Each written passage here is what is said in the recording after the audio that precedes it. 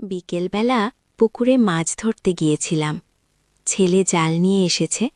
মা, তুমি এক পাশ ধরো, আমি অন্য পাশ। গো, আমরা দুজনে মিলে জাল ফেললাম। অনেক মাছ উঠো জালে, রুই, কাতলা, মৃগেল। বাহ, অনেক মাছ! আমি খুশি হলাম। ছেলে জালের দিকে তাকিয়ে হাসল। মা, দেখো, এই মাছগুলো কেমন ছটফট করছে জালেগুল। হ্যাঁ, বেঁচে থাকার জন্য। আমিও তেমনি ছটফট করছি গো। কেন? সে আমার হাত ধরল। তোমার প্রেমের জালে আমি আটকে গেছি মা। বেঁচে থাকার জন্য তোমাকে প্রয়োজন। ও, আমি জাল ছেড়ে দিলাম। তুই কি বলছিস? আমি বলছি, আমি তোমাকে ভালোবাসি। আমি তোমাকে বিয়ে করতে চাই। আমরা এই গ্রাম ছেড়ে অন্য জেলায় চলে যাব। পুকুরের পানিতে সূর্যাস্তের আলো খেলা করছিল। এই গল্পটি সম্পূর্ণ শুনলে আপনাদের পানি অটোমেটিক বের হয়ে যাবে। সো যত দ্রুত সম্ভব হাতের কাছে টিস্যু নিয়ে বসে পড়ুন। বিছানার চাদর যেন নষ্ট না হয় সেটা সম্পূর্ণ খেয়াল রাখার অনুরোধ জানিয়ে গল্পটি এখন শুরু করব।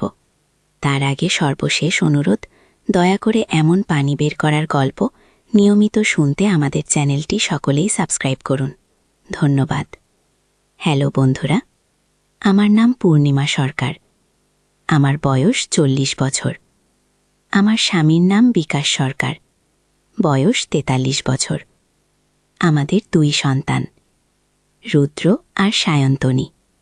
রুদ্র 21 বছর বয়সী, ইউনিভার্সিটিতে পড়ে। সায়ন্তনী 14 বছর বয়সী, মাধ্যমিক স্কুলে যায়। আমি তোমাদের এমন একটি গল্প শোনাব যেটা শুনে তোমরা অবাক হয়ে যাবে। এই গল্পটা আমাদের পরিবারের সাথে ঘটেছিল গত বছর। আমি এখনও বিশ্বাস করতে পারি না যে এমন কিছু আমাদের সাথে ঘটতে পারে। সেদিন ছিল শুক্রবার। রুদ্র কলেজ থেকে ফিরেছে।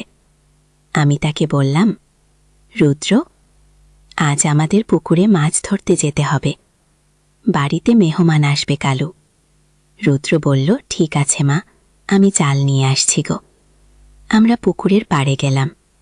রুদ্র এক পাশে, আমি অন্য পাশে দাঁড়ালাম। জাল ফেলার পর দেখি অনেক মাছ উঠেছে।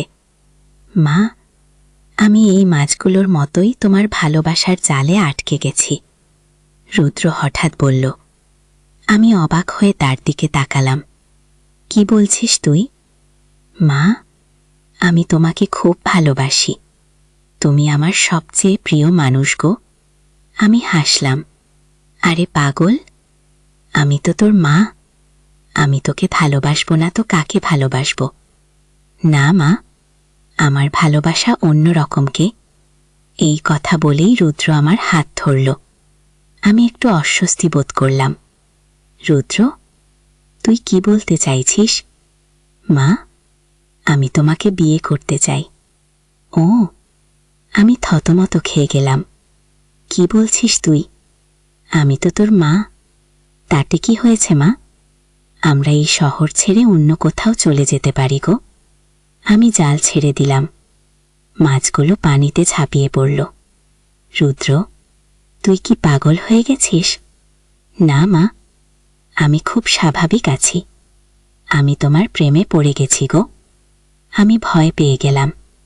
আমার নিজের ছেলে আমার সাথে এমন আচরণ করছে। রুদ্র, তুই বাড়ি যা, আমি পরে আসছি গো।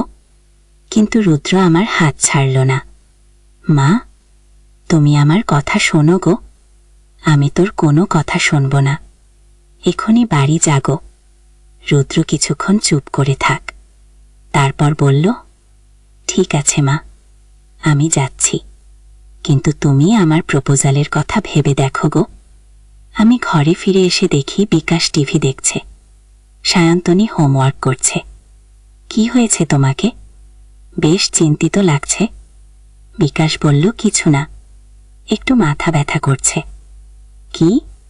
আমি রান্নাঘরে গিয়ে চা বানালাম, কিন্তু রুদ্রের কথাগুলো আমার মাথা থেকে যাচ্ছিল না। রাতে খাওয়ার সময় রুদ্র স্বাভাবিক ছিল, কিন্তু মাঝে মাঝে আমার দিকে এমনভাবে তাকাচ্ছিল যেটা আমার ভালো লাগছিল না। খাওয়ার পর সবাই নিজ নিজ রুমে চলে গেল। আমি রান্নাঘরে বাসন মাজছিলাম। হঠাৎ রুদ্র এসে আমার পেছনে দাঁড়ালো। মা, তুমি আমার কথা ভেবেছ? আমি চমকে উঠলাম। রুদ্র, তুই কি করছিস? আমি তোমার উত্তরের অপেক্ষায় আছি। ও, আমি তোর বাবাকে সব বলে দেব। ও, তুমি চাইলে বলতে পারো, কিন্তু আমি আমার সিদ্ধান্ত থেকে সরে আসব না আগে। আমি ভয় কাঁপতে লাগলাম। আমার নিজের ছেলে আমাকে ভয় দেখাচ্ছে। রুদ্র, প্লিজ, তুই এসব বন্ধ কর। আমি তোর মা গো। মা হই তো তুমি আমার এত কাছে এসেছ। আমি তোমাকে ভালোবেসে ফেলেছি গো। আমি কিছু বলার আগেই রুদ্র আমার কাঁধে হাত রাখল। আমি তার হাত সরিয়ে দিলাম। তুই এখনই নিজের রুমে যা। রুদ্র হেসে বলল, ঠিক আছে, কিন্তু তুমি আমার কথা ভাবতে থাকো গো। সে চলে যাওয়ার পর আমি বাসন মাজা শেষ করলাম, কিন্তু আমার হাত কাঁপছিল। বিকাশ বেডরুমে শুয়ে বই পড়ছিল। আমি তার পাশে শুলাম। বিকাশ, আমি তোমার সাথে একটা জরুরি কথা বলতে চাই। কি ব্যাপার? তুমি কেমন যেন আছো আজকে? আমি রুদ্রের আচরণের কথা বলতে গিয়েও পারলাম না। বিকাশ বিশ্বাস করবে কিনা সন্দেহ। কিছু না, কাল বলবো। পরদিন সকালে রুদ্র কলেজে চলে গেল। আমি একটু স্বস্তি পেলাম। বিকেলবেলা রুদ্র ফিরে এসে আমাকে বলল, মা, আজ আবার পুকুরে যাব না? না, আর যেতে হবে না। কাল যা মাছ এনেছি তাই যথেষ্ট। তাহলে আমরা অন্য কোথাও যেতে পারি? ও, আমার কাজ আছে, তুই পড়াশোনা কর গো। রুদ্র হতাশ হয়ে নিজের রুমে চলে গেল। সন্ধে আমি রান্নাঘরে রুটি বানাচ্ছিলাম। হঠাৎ রুদ্র এসে আমার পেছনে দাঁড়াল। মা, তুমি আমাকে এড়িয়ে যাচ্ছ কেন? আমি তোকে এড়াচ্ছু না গিয়ে। তাহলে আমার সাথে কথা বলো না কেন? আমি তো তোর সাথে কথা বলছি গো। রুদ্র আমার কোমর ধরতে গেল। আমি তার হাত সরিয়ে দিলাম। রুদ্র, তুই কি করছিস? আমি তোমাকে ভালোবাসা দিচ্ছি গো। এটা ভালোবাসা না, এটা ভুল। ও, আমার কাছে এটা ভালোবাসা। ও, আমি ভীত হয়ে চিৎকার করলাম, বিকাশ! বিকাশ দৌড়ি এলো। কি হয়েছে? রুদ্র সাথে সাথে আমার থেকে দূরে সরে গেল। কিছু না, আমার হাতে কাটা লেগেছিল। বিকাশ আমার হাত দেখল। কোথায় কাটা? তো দেখছি না। আগে ছোট্ট একটা কাটা ছিল, এখন আর নেই গো। বিকাশ সন্দেহের চোখে তাকাল, কিন্তু কিছু বলল না। রাতে খাওয়ার সময় রুদ্র আমার দিকে তাকিয়েছিল। আমি অস্বস্তি বোধ করছিলাম। খাওয়া শেষে আমি বিকাশকে বললাম, আমি একটু বাইরে হাঁটতে যাব। ও, যাব? না, আমি একা যেতে চাই। ও, আমি বাড়ি থেকে বের হয়ে রাস্তায় হাঁটতে লাগলাম। কিছুক্ষণ পর শুনলাম পেছন থেকে কেউ আসছে। পেছনে তাকিয়ে দেখি রুদ্র। তুই এখানে কেন? আমিও হাঁটতে এসেছি। ও, বাড়ি যাক না, আমি তোমার সাথে যাব। ও, দ্রুত বাড়ির দিকে ফিরে যেতে লাগলাম। রুদ্র আমার পেছনে আসছিল। বাড়িতে ঢুকে আমি সোজা বেডরুমে চলে গেলাম। এভাবে কয়েকদিন কেটে গেল। রুদ্র আমাকে একা পেলেই অস্বস্তিকর আচরণ করত। একদিন আমি সিদ্ধান্ত নিলাম বিকাশকে সব বলবো। বিকাশ, আমি তোমার সাথে রুদ্রের ব্যাপারে কথা বলতে চাই। কি হয়েছে রুদ্রের? আমি সবকিছু খুলে বললাম। বিকাশ শুনে অবাক হয়ে গেল। তুমি কি বলছো? রুদ্র এমন করতে পারে? আমি মিথ্যে বলবো কেন? বিকাশ চিন্তিত হয়ে পড়ল। আমি রুদ্রের সাথে কথা বলবো। ও, পরদিন বিকাশ রুদ্রকে ডেকে নিয়ে তার সাথে কথা বলল, কিন্তু রুদ্র সব অস্বীকার করল। বাবা মা কি বলেছে আমি জানি না, আমি তো কিছুই করিনি গিয়ে। বিকাশ আমাকে বলল, রুদ্র বলছে সে কিছুই করেনি গিয়ে। তাহলে আমি মিথ্যে বলছি? আমি তো সেটা বলছি না, তবে ব্যাপারটা একটু গুলিয়ে গেছে গিয়ে। আমি বুঝলাম বিকাশ আমার কথা পুরোপুরি বিশ্বাস করছে না, কিন্তু আশ্চর্যের ব্যাপার হলো সেই কথা বলার পর থেকে রুদ্র আমার সাথে স্বাভাবিক আচরণ করতে লাগল। দিন কয়েক এভাবেই কাটল। আমি ভাবলাম সব ঠিক হয়ে গেছে, কিন্তু একদিন সকালে একটা অদ্ভুত ব্যাপার হলো। আমি বাজার থেকে ফিরে এসে দেখি আমার বেডরুমের আলমারিতে কেউ নাড়াচাড়া করেছে। আমার কিছু গয়না আর টাকা নেই। আমি বিকাশকে বললাম। বিকাশ পুলিশে খবর দিতে চাইল, কিন্তু আমি বারণ করলাম। প্রথমে আমরা নিজেরা খোঁজ করি। গিয়ে আমার সন্দেহ হলো রুদ্রের ওপর, কিন্তু প্রমাণ ছাড়া কিছু বলতে পারলাম না। পরদিন আবার আমার পার্স থেকে টাকা নেই। আমি রুদ্রকে জিজ্ঞেস করলাম, সে অস্বীকার করল। তৃতীয় দিন আমি লুকিয়ে দেখলাম রুদ্র আমার ব্যাগে হাত দিচ্ছে। আমি তাকে ধরে ফেললাম। রুদ্র, তুই কি করছিস? রুদ্র লজ্জা পেল। মা, আমার টাকার দরকার ছিল গো। কিসের জন্য? কিছু কিনব গো। কি কিনবি? রুদ্র কিছু বলল না। তুই চুরি করছিস কেন? টাকা লাগলে আমাদের কাছে চাইতে পারতিস। কি? আমি তোমাদের কাছে চাইতে লজ্জা পাচ্ছিলাম গো। আমি বিকাশকে সব বললাম। বিকাশ রুদ্রকে বকাচকা করল। কিন্তু আশ্চর্যের বিষয় হল, পরদিন থেকে রুদ্র আরও অদ্ভুত আচরণ করতে লাগল। সে সারাদিন নিজের রুমে থাকত, কারো সাথে কথা বলত না।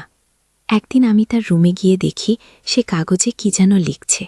কি লিখছিস? কিছু না মাগো। আমি কাগজটা দেখতে চাইলাম। রুদ্র সেটা লুকিয়ে ফেলল। রাতে রুদ্র ঘুমানোর পর আমি তার রুমে ঢুকে কাগজটা খচলাম। কাগজে লেখা ছিল, আমি মাকে ভালোবাসি, কিন্তু মা আমাকে ভুল বুঝেছে। আমি কি করব? আরও কিছু অদ্ভুত কথা লেখা ছিল। আমি ভয় পেয়ে গেলাম। পরদিন আমি বিকাশকে কাগজটা দেখালাম। বিকাশ বলল, আমার মনে হয় রুদ্রের মানসিক সমস্যা হয়েছে। গিয়ে আমিও তাই ভাবছি গো। আমরা একজন ডাক্তারের কাছে নিয়ে যাব। পরদিন আমরা রুদ্রকে নিয়ে একজন মানসিক চিকিৎসকের কাছে গেলাম। ডাক্তার রুদ্রের সাথে কথা বলার পর আমাদের বললেন, রুদ্রের মধ্যে কিছু মানসিক সমস্যার লক্ষণ দেখা যাচ্ছে, তবে চিকিৎসায় ভালো হয়ে যাবে। গো, ডাক্তার রুদ্রের জন্য কিছু ওষুধ দিলেন, কিন্তু রুদ্র ওষুধ খেতে চাইল না। আমার কোনো সমস্যা নেই, আমি ভালো আছি। আমরা তাকে বোঝাতে চেষ্টা করলাম, কিন্তু সে মানল না। একদিন রাতে আমি শুনলাম কেউ আমাদের বাড়ির বাইরে ঘোরাফেরা করছে। জানালা দিয়ে দেখি রুদ্র বাগানে হাঁটছে। আমি বিকাশকে ডাকলাম। আমরা দুজনে বাইরে গেলাম। রুদ্র, তুই এখানে কি করছিস? আমি ঘুমাতে পারছি না গো। তুই ভেতরে আয়। রুদ্র আমাদের সাথে ভেতরে এলো, কিন্তু তার আচরণ অদ্ভুত লাগছিল। পরদিন সকালে আমি দেখলাম বাগানের গাছে কিছু কাগজ ঝুলানো।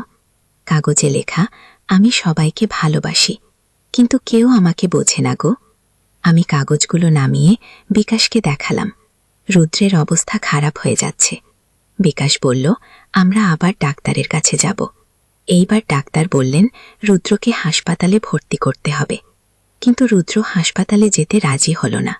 আমি কোথাও যাব না, আমি বাড়িতে থাকব। আমরা তাকে জোর করে নিয়ে যেতে পারলাম না। কয়েকদিন পর আরও একটা অদ্ভুত ব্যাপার হলো। আমি দেখলাম রুদ্র গভীর রাতে উঠে রান্নাঘরে যাচ্ছে। আমি তাকে ফলো করলাম। দেখি সে চুলায় কিছু পোড়াচ্ছে। রুদ্র, তুই কি পোড়াচ্ছিস? রুদ্র চমকে উঠল। কিছু না মাগো। আমি দেখলাম সে তার লেখা কাগজপত্র পোড়াচ্ছে। কেন পোড়াচ্ছিস? এগুলো আর দরকার নেই গো। পরদিন সকালে রুদ্রের আচরণ একদম বদলে গেল। সে আবার স্বাভাবিক হয়ে গেল। সবার সাথে হেসে কথা বলতে লাগলো। আমি অবাক হয়ে গেলাম। রুদ্র, তুই ভালো আছিস? হ্যাঁ মা, আমি খুব ভালো আছি। তাহলে এতদিন তোর কি হয়েছিল? আমার কিছুই হয়নি, আমি সবসময় ভালো ছিলাম গো। রুদ্র যেন কিছুই মনে রাখেনি। সে তার আগের আচরণের কথা মনেই করতে পারছিল না। আমি বিকাশকে বললাম। বিকাশও অবাক হলো। কি ব্যাপার? রুদ্র হঠাৎ এত স্বাভাবিক হয়ে গেল কেমন করে? আমারও বুঝতে পারছি না গো। কয়েকদিন পর্যবেক্ষণ করার পর আমরা দেখলাম রুদ্র সত্যিই স্বাভাবিক হয়ে গেছে। তার আচরণে কোনো সমস্যা নেই, সে আগের মতোই আছে। আমি ডাক্তারকে ফোন করে জানালাম। ডাক্তার বললেন এটা অস্বাভাবিক, তবে মাঝে মাঝে এমন হয়। রুদ্রকে একবার চেক আপের জন্য নিয়ে আসুন গো। আমরা রুদ্রকে নিয়ে ডাক্তারের কাছে গেলাম। ডাক্তার তাকে পরীক্ষা করার পর বললেন, রুদ্র এখন সম্পূর্ণ সুস্থ, তার কোনো মানসিক সমস্যা নেই কি। আমরা স্বস্তির নিঃশ্বাস ফেললাম। কিন্তু কয়েক সপ্তাহ পর আবার একটা অদ্ভুত ঘটনা ঘটল। আমি বাজার থেকে ফিরে দেখি সায়ন্তনী কাঁদছে। কি হয়েছে মা? মা, রুদ্র ভাই আমার সাথে খারাপ কথা বলেছে গি। কি বলেছে? সে বলেছে আমি তার বোন নই, আমি নাকি পরের বাচ্চা গো। আমি অবাক হয়ে গেলাম। রুদ্র এমন কথা কেন বলবে? আমি রুদ্রকে ডেকে জিজ্ঞেস করলাম, রুদ্র, তুই সায়ন্তনীকে কি বলেছিস? আমি তো কিছুই বলিনি মা গো। সায়ন্তনী বলছে তুই তাকে পরের বাচ্চা বলেছিস।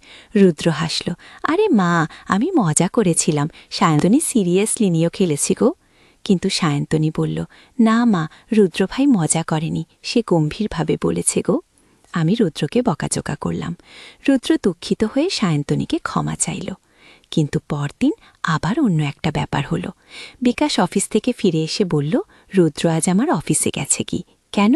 সে বলেছে তোমার অসুখ হয়েছে, হাসপাতালে নিয়ে যেতে টাকা লাগবে কি। বলছো আমার তো কোনো অসুখ নেই কি। আমিও তাই ভাবলাম, তাই তাকে কোনো টাকা দেইনি কি। আমি রুদ্রকে ডাকলাম, রুদ্র তুই তোর বাবার অফিসে কেন গেছিলি? আমি কোথাও যাইনি মা আগে। তোর বাবা বলছে তুই তার অফিসে গিয়েছিলি কি। বাবা ভুল বলছে, আমি কোথাও যাইনি কি। বিকাশ এসে বলল, রুদ্র তুই আমার সাথে মিথ্যা বলছিস কেন? তুই নিজেই আমার অফিসে এসেছিলি গো।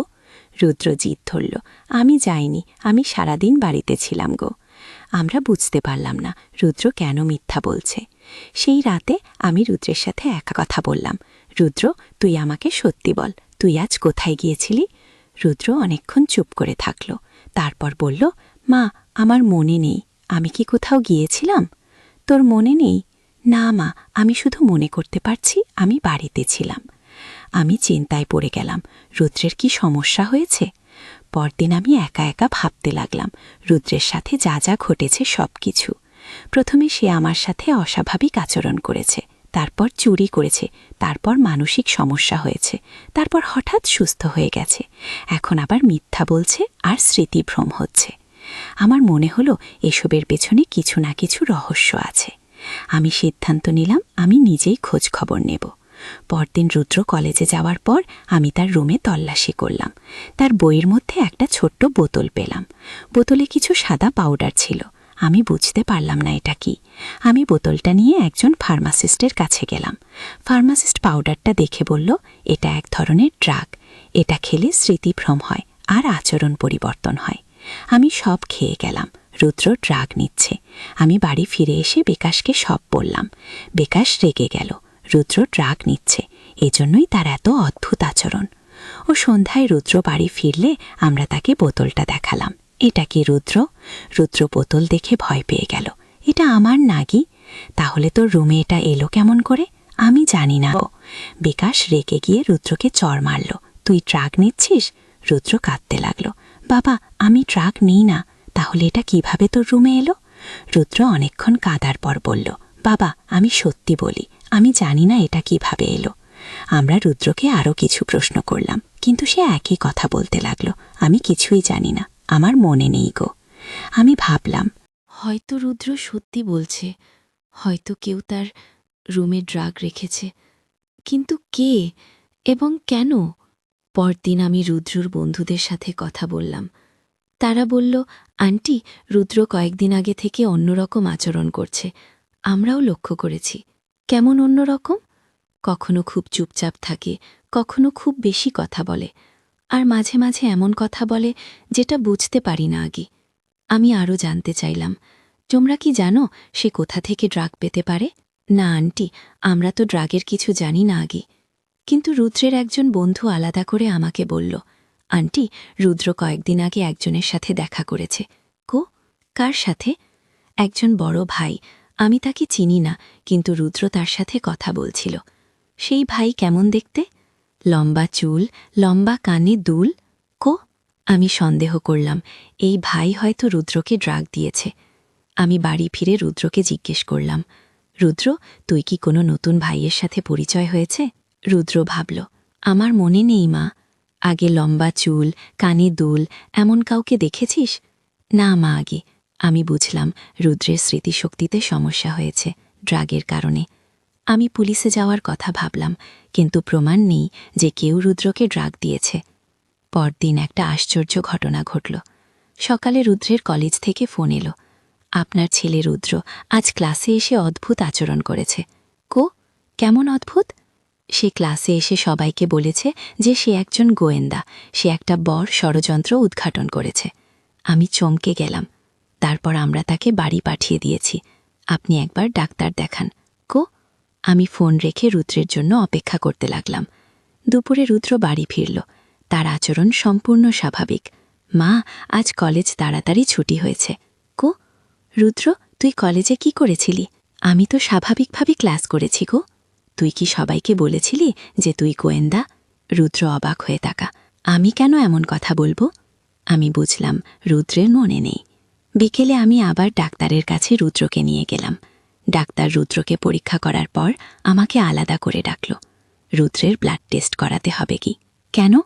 আমার সন্দেহ হচ্ছে কেউ তাকে কোনো রাসায়নিক দিয়েছে কি। ব্লাড টেস্টের রিপোর্ট পেতে 3 দিন সময় লাগল। রিপোর্টে দেখা গেল রুদ্রের রক্তে এক ধরনের রাসায়নিক আছে, যেটা মানুষের আচরণ পরিবর্তন করে। ডাক্তার বলল কেউ ইচ্ছাকৃতভাবে রুদ্রকে এই রাসায়নিক দিয়েছে। আমি ভয় পেয়ে গেলাম। কে এমন করতে পারে সেটা আমি বলতে পারবো না, তবে পুলিশে অভিযোগ করা উচিত। আমরা পুলিশে গেলাম। পুলিশ মামলা নিল। তারা রুদ্রকে জিজ্ঞাসাবাদ করল, কিন্তু রুদ্র কিছুই মনে করতে পারল না।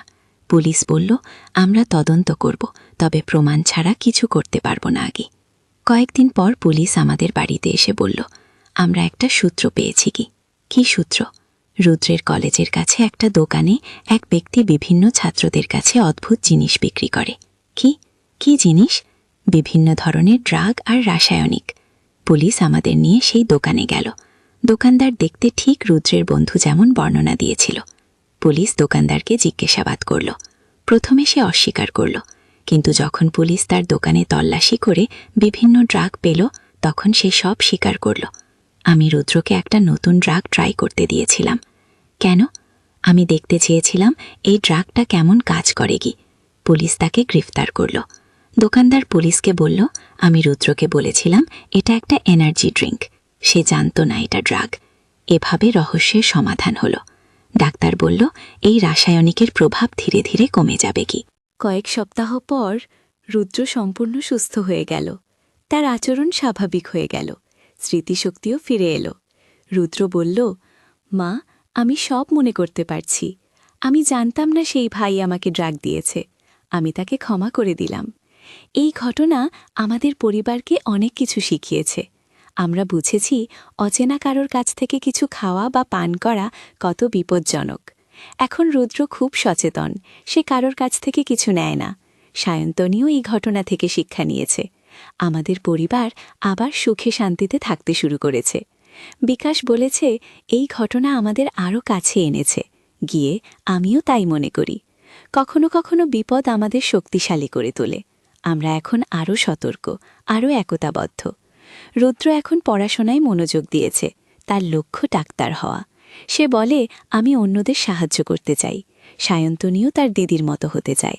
আমি গর্বিত আমার সন্তানদের নিয়ে। এই যে আমাদের গল্প, একটা রহস্যময় ঘটনা যা আমাদের জীবনে ঘটেছিল। আমি তোমাদের বলেছি কারণ এই ধরনের ঘটনা অন্যদের সাথেও হতে পারে। সবাই সতর্ক থেকো। অচেনা কারোর কাছ থেকে কিছু নিও না। আর যদি কারোর আচরণ হঠাৎ পরিবর্তন হয়, তাহলে ডাক্তার দেখাতে দেরি করো না। আমাদের পরিবারের এই রহস্যময় অভিজ্ঞতা এখানেই শেষ। তবে জীবনে আরও অনেক রহস্য থেকে যায়। সেগুলোর গল্প পরে কোনো দিন বলবো। আজকের গল্প এখানেই শেষ করছি। তোমরা সবাই ভালো থেকো, সুস্থ থেকো। আর হ্যাঁ, আমাদের চ্যানেল সাবস্ক্রাইব করতে ভুলে যেও না। পরবর্তী গল্পে দেখা হবে। ধন্যবাদ সবাইকে।